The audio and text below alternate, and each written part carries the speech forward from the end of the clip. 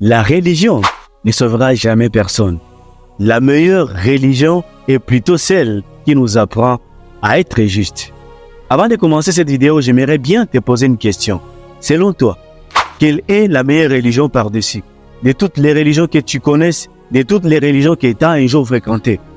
Si tu as vraiment une réponse, tu peux toutefois la mettre dans les commentaires. Dans cette vidéo, j'aimerais bien qu'on parle sur un sujet qui m'intrigue vraiment, la religion.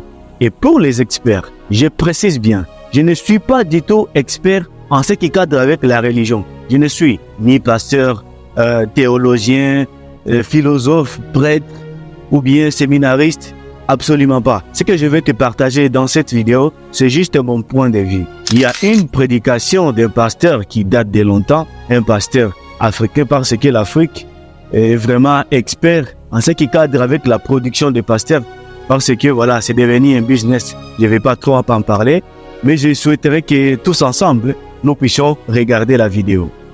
L'église catholique, c'est une salle d'entente pour aller en enfer. Ah oui? Ah oui? Mettez ça sur internet, je l'ai dit. C'est une salle d'attente pour aller en enfer. Où tu penses que tu es en train de prier Dieu alors que tu es en train de prier les morts. Tu es en train de prier une prière, mais qui n'est une fausse prière. Inventée de toutes pièces, qui n'est même pas dans les Écritures. Bien, bien, bien. Bravo, monsieur le pasteur. Bravo, bravo, c'est bon. L'église catholique est une salle d'attente pour aller en enfer. Ah? Ou vous pensez que vous êtes en train de prier Dieu, mais vous priez les morts. Donc, si on ne prie pas Dieu, voilà, les contraires de Dieu, vous savez c'est qui? Si on ne prie pas Dieu, donc on prie les autres personnes, les morts, Satan, ainsi de suite. Lui, c'est le pasteur Marcelo Tounassi, un pasteur africain congolais. Après cette prédication, il y a eu plusieurs personnes, surtout les Africains, qui ont commenté, voilà, comment ce pasteur il peut dire ça, comment il peut commencer à juger, il se prend pour qui. Après cela, il a fait une vidéo qui a vraiment attiré mon attention. Shalom. Je tiens à parler à mes frères catholiques. J'aimerais vous dire que je vous aime beaucoup et que je ne suis pas votre ennemi. Il est vrai que nous avons des convictions des fois divergentes, mais cela ne fait pas de nous des ennemis. Merci. Au nom de Jésus. Amen.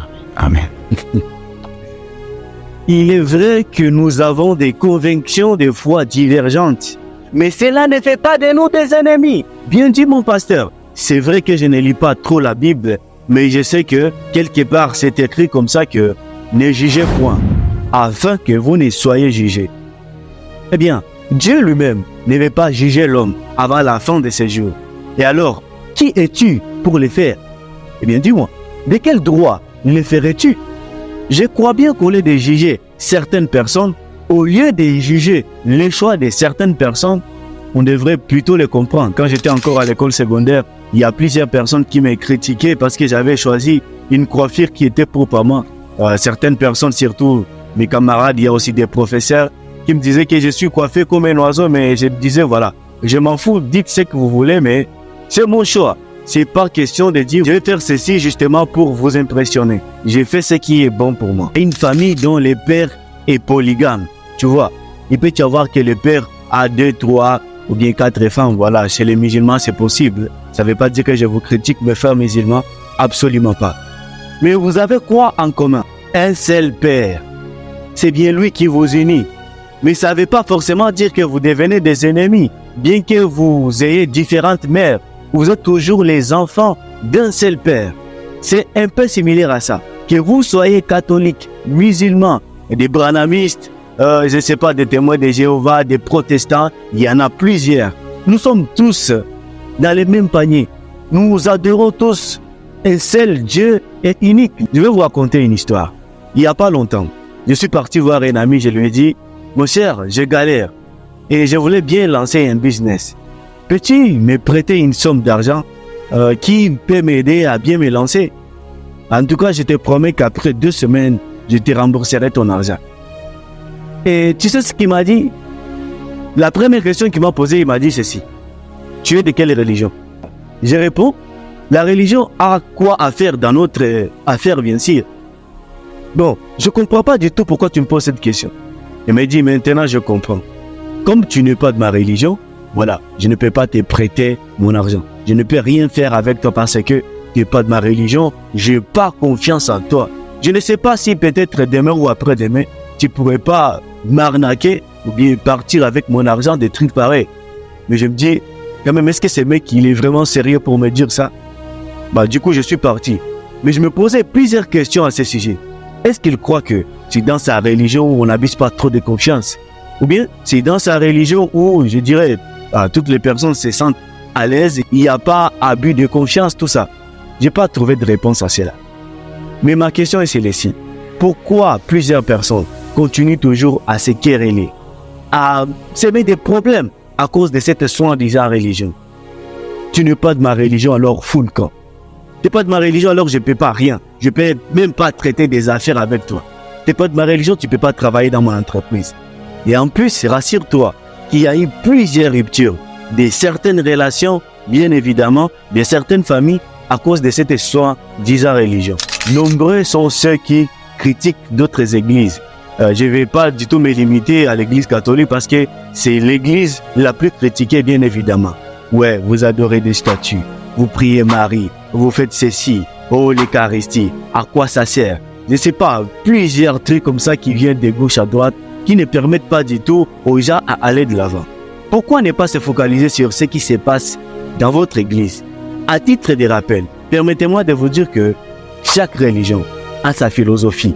Chaque religion a sa manière de faire les choses. Chez les catholiques, avant d'entrer à l'église, on doit faire un signe de croix. Je ne sais pas chez les protestants c'est comment, mais chez les musulmans aussi, je sais qu'ils doivent ôter les souliers parce qu'ils croient que l'endroit où ils vont aller ou vont entrer, c'est un endroit sacré. Ils ne doivent pas y aller avec de la saleté.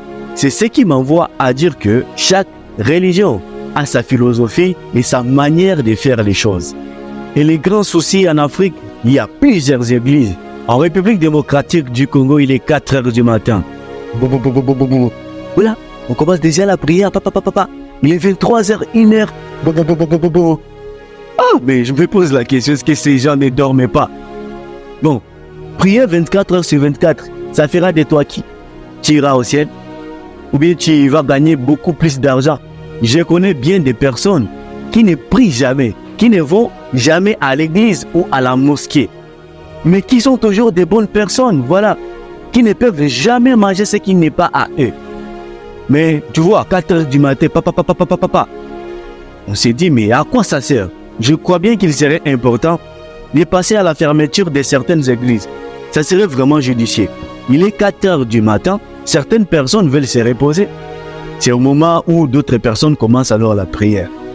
Pour mes amis africains, j'aimerais bien vous dire une chose. Surtout au Congo où on a trop l'habitude de penser que voilà, en priant, on va devenir riche comme ça. Non. Ceux qui prient, ils travaillent aussi. Mais si vous vous dites que voilà, la prière 24 heures sur 24, à 8 heures tu es à l'église, 9 heures, à 12 heures, je ne sais pas, à 18 heures, 19 heures tu y es, et peut-être 23 heures pour les prières, 4 heures, pas trop de bruit comme ça. D'ailleurs, même Dieu, il n'a pas bu, il n'a pas besoin aussi d'être dérangé comme ça. Hein? Ce n'est pas en faisant ce genre de prières que vous allez devenir riche, que vous allez gagner votre vie. Absolument pas. Aide-toi et le ciel t'aidera.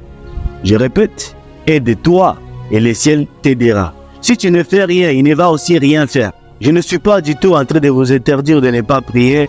Oui, c'est bien, allez à l'église, allez à la mosquée, faites la prière. C'est bien, c'est super cool, mais n'oubliez pas aussi qu'il faut travailler pour gagner du pain. Il faut travailler pour gagner de l'argent, pour devenir millionnaire. Ce n'est pas à dire que les grands entrepreneurs, millionnaires qui génèrent des milliers d'argent, ils n'ont pas croisé les bras justement pour attendre que la main tombe du ciel. Ils ont travaillé. Peut-être qu'il y avait quelque chose genre prière qu'ils faisaient voilà, à l'église ou bien à la mosquée. Et ça va comme ça. De ma part, je résume la foi en quelques mots en disant que faire du bien et éviter le mal, c'est le plus important. Respecte les croyances religieuses de tout et chacun et n'impose jamais les tiennes.